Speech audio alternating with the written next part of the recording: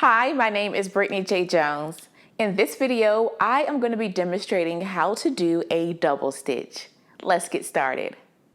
To demonstrate a double stitch, I'm going to be using this piece of fabric here. For a double stitch, after you have stitched along your seam line, which is usually at a 5/8 of an inch seam allowance, if you see the word double stitch, that means to come 1/4 of an inch inside of your seam allowance and do another stitch. Me personally, I like to use my serger as my 1/4 of an inch stitch to finish off my seam allowances separately so I can press my seam flat.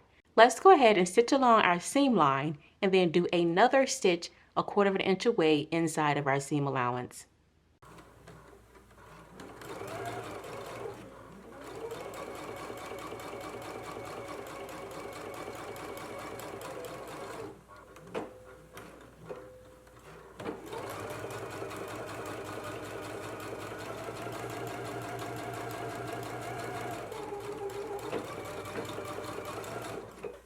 As you can see, I have stitched along my 5/8 of an inch seam line, and then I've come into the seam allowance, not onto the fabric, but in the seam allowance 1/4 of an inch, and I've done another stitch. You can do this with a straight stitch or a zigzag stitch. Like I said, oftentimes I will use my serger as this second stitch here. But once you have stitched your second row of stitching, you can grab your scissors and just trim close to your second row of stitching.